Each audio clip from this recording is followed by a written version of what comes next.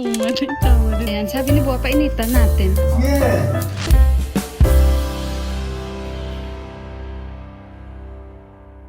Good morning guys. Mag-harvest kami ni Buwa simi. Masarap yung simi namin guys, no? Sa baba. Tara. Inano na ni Buwa yung saluyot natin, tsaka kangkong. Diyan yan nilagay daw muna. Ayan. Ayan. Tara. Mag-harvest tayo muna dito. Baka mapungo tayo sandali. Kasi masarap yung simi namin. Sandali muna guys. Sabi ko kay daddy, kung mayroon kami simi.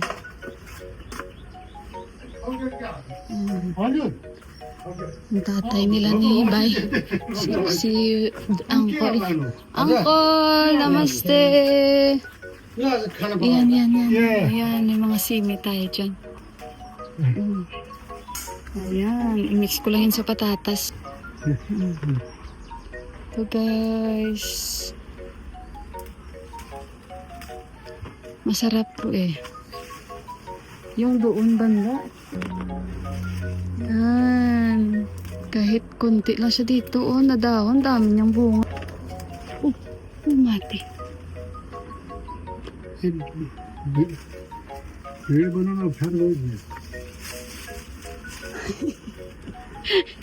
May mga bunga na itawa din si Buwa. Ay, daddy. Tawa ko, hindi kasi makita ni Buwa. Oh, sa kamay niya. Okay na siguro to.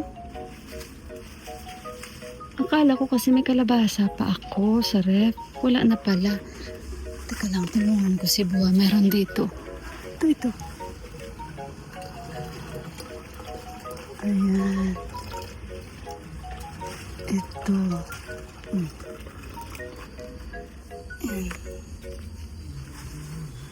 Tara. Ito wala. Sa mo dyan ng space ni Bobo, pero maraming bunga. Ito maliliit pa. Mahigad, oh. Kira, daddy, Kira. Mahigad.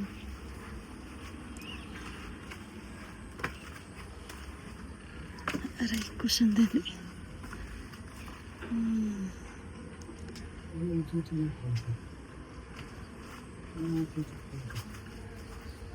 Yan, mayroon. Kaso lang may ano dito. Oh, daddy cha. Yan. Mayroon na.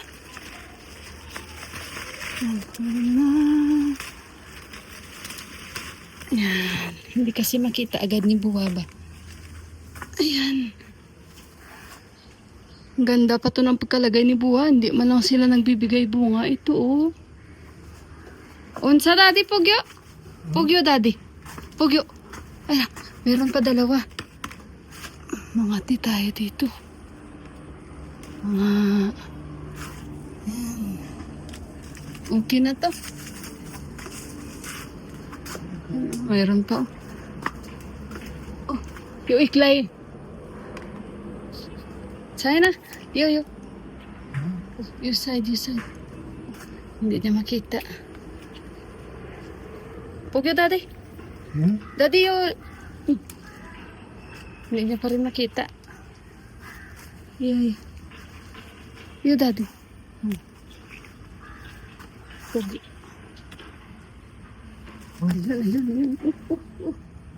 Nakita na niya. Yukon daddy oh. Ano kaya ito? Kun. Korsani. Ay, korsani. Ito pala yung chili ng daddy. Oh, laki ng dahon. Meron bro. Wala talaga to oh. Wala. Puro lang sila gapang.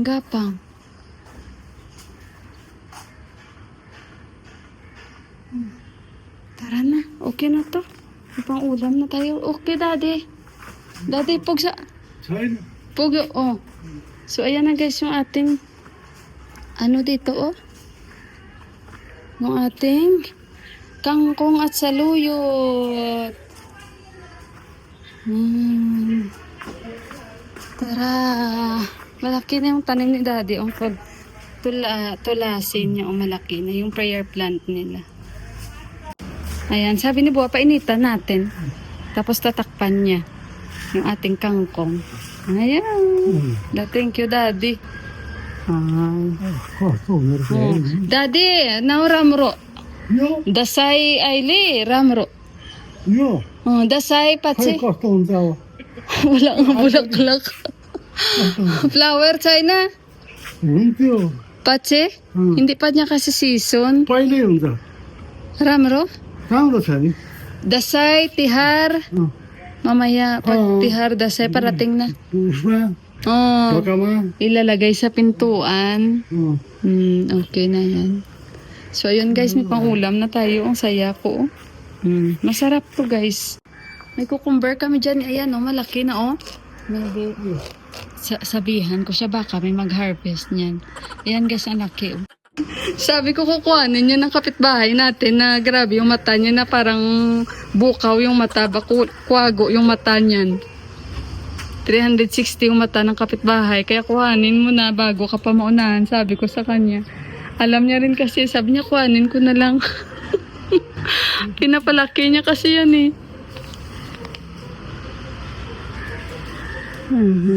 May bulaklak dalawa. Better kuhanin niya kainin namin ngayon. Mayroon pa daw doon dalawa sa likod. Meron pa pala dalawa. Okay, Daddy. Thank you, Daddy. Ayan, may cucumber na tayo at simi. Kasi magluluto ako ngayon, guys. Maaga ako magluto para maaga kami makapagpahinga-hinga ni Buwa. Dalawa lang naman kami. Sir, wala man dito si Deepak. Pumunta sila, di ba, sa Chitwan nung birthday ni Buwa. Hindi, bago mag-birthday si Buwa kasi nga nag-decide si Sanjiday na biyahe sila bukas. So, alanganin. One day lang sila, sabi ni Deepak, mamaya daw balik na sila agad. Guys, actually nagluluto na po ako ng dal. And ang oras dito, sa ano ba yung mobile ko dito? Is mga 8:41 na. Magna 9 o'clock. So, nagluluto na ako guys para kahit papaano maaga kami makapagpahinga-hinga ni Buwa. So, at least nakapag-harvest na tayo ng ating simi and then ng ating cucumber. Kakainin namin ni Buwa yan. So, ayan na yung dal ko. Ito So, at least naisipan ko na magpakuha kay Buwa ng simi. Guys, nagtinula ako kahapon. 'Di ba? So, ubos, taob din. Hindi ko na ito nahugasan kagabi kasi nga, maaga rin ako nagpahinga-hinga, guys. Masarap may tanglad, no? Yung tanglad ko, guys, ang payat. Parang ako. Bagay lang sa akin yung tanglad ko. Naubos yung aming tinula. Hugasan ko na yan. Para mailuto na natin.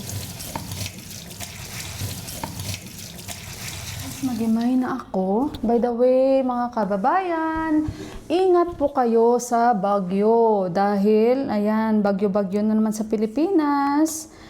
Kung hindi man bagyo, grabe yung init. Mag-ulan man, bagyo na agad. Hindi ba pwedeng bigyan muna ng kaligayahan? Kumaga, anong tawag doon? Bigyan ng break. Makapagpahinga sa sobrang init sa Pilipinas. Pero, yun nga mabigyan naman, sobra na naman yung ulan. Kahit saan ata maulan, no? Kahit sa amin maulan. Alam nyo ba kanina pala guys, maaga akong lumabas, mga 6:30. Sarado yung mga tindahan pa, nabibilhan ko ng saging. Bumili ako ng saging. Tapos, napabili ako sa, dito lang din sa amin. Binibilhan ko rin yan sila ni Kuya. Nagulat ako, iba na yung nagbabantay. Tapos, para bang may freezer sila. Yung freezer nila, ano bang tawag doon guys? Yung, pang ano talaga ba? Pang frozen talaga na pagkain ba? Na pwede kang mag-stocks na mga heavy na frozen, na mga meat. Hindi siya yung patayo, yung paiga. Anong tawag sa freezer na ganun? So, sila ni Kuya, walang ganun na freezer. Yung nakaupo, iba na ang itsura niya. So, sabi ko, nasaan na si Kuya? Sabi ko talaga sa kanya, makichismis na naman ako kahit hindi ako marunong magnipali. Nag-try talaga ako. Parang nagsabi siya, naintindihan ko na, ay wala na, bininta na to ang tindahan na to sa amin. Kasi nga, gusto na nila magpahinga-hinga. Wala, ganun ako parang, ay ganun? Ganon. Yung parang, hurra! Ganon sa Nepal. Yung parang, ay, ganon. Yung parang, totoo. Yung ganon. Sabi niya, yes. Kasi nga dito sila nagre-renta ng room. Taga Pokhara kasi yan sila. Matagal na yan sila. So medyo may katandaan na siguro si kuya. At baka medyo kahit paano, kaya na rin nila kahit hindi na sila magtinda-tinda dyan na benta. So parang nakakalungkot yung sanay ka makita na sila yung sa tindahan na yun. Tapos bigla na lang iba na. Wala na. Iba na yung nagbibenta doon.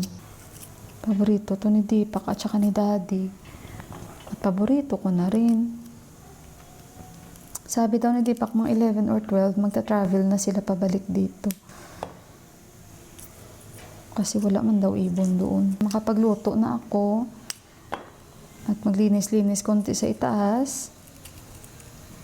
Basta ready na yung food namin ni Buwa. Sold na yan. Nakaupo dyan si Buwa sa labas. Napaarawan niya yung ang saluyot at kangkong. Sabi niya sa India ba ito o Nepal? Sabi ko, no Daddy, sa Philippines yan. Hindi ko lang guys inubos, no? Kasi next year tatanim natin yun. Season na talaga. Tingnan ko kung may dala si Deepak na malunggay kasi yun ang namin, usapan namin. Magdadala siya para itatanim namin.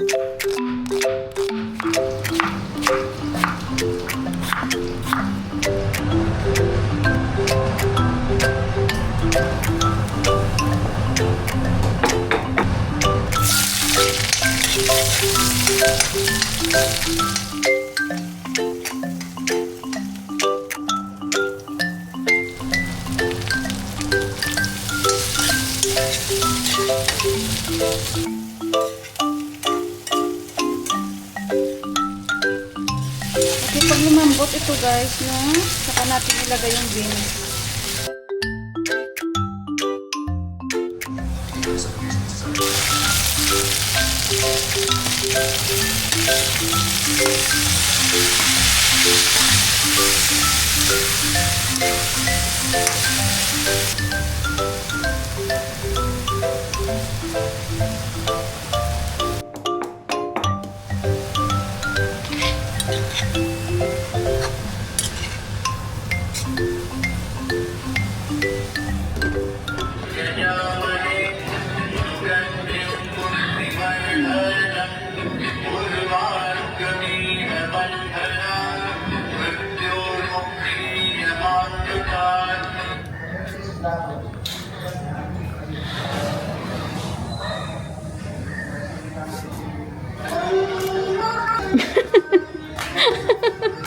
Thank you, Papa. I am both.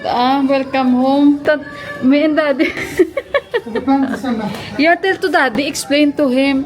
He will know. Just tell him. Sandali muna guys. Pakita ko kay Buwa. Thank you ha. Thank you, Papa. Sandali muna ka guys ha. Kasi we have to plant now this one. Yeah. Tingnan nyo guys. Tanim namin ni Buwa. Muni! Muni! Ramro! Mewa Daddy. Your side. Ramro Daddy.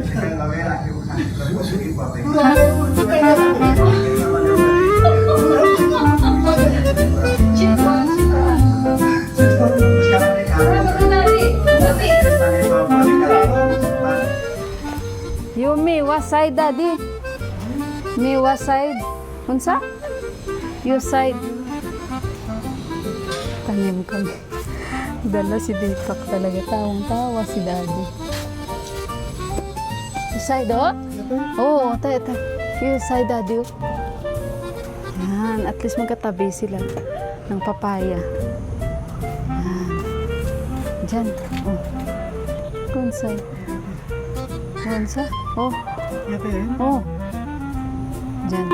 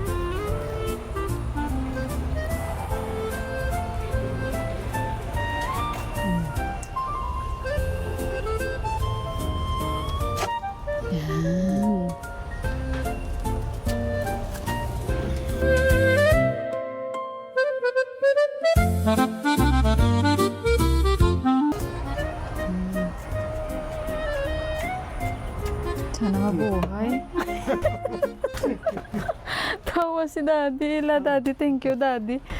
Ayan na, naitanim na namin. Ay, sana mabuhay yun. Tam kasi yan si Buwa, kaya at least may malunggay tayo. Tingnan natin. Kasi ito na guys yung season nun sa pagtatanim. Tingnan nyo naman yung malunggay natin. Ay, ang dami. Nalaya na oh. Ay, nako. So ito ang ating himay-himayin. Nakadami tayong malunggay. Sarap nito ilaswa. Ayan. So, ayan. Tanungin ko si Inday Nining kung gusto niya malunggay. Kaso lang, hindi man ata si Inday Nining pa nagluluto. Himayin natin to, nalaya na oh. Kasi galing pa to sa Chitwan. Ayan. Ako guys, kahit, baka ito i-dinner ko kahit puro malunggay lang guys. I-try ko, kahit puro malunggay. Yan. So tara, magluto muna ako kayo dinner, no? Yung sausage at mag-fried rice ako sa dinner na yun. Maaga ako magluto. So ayun.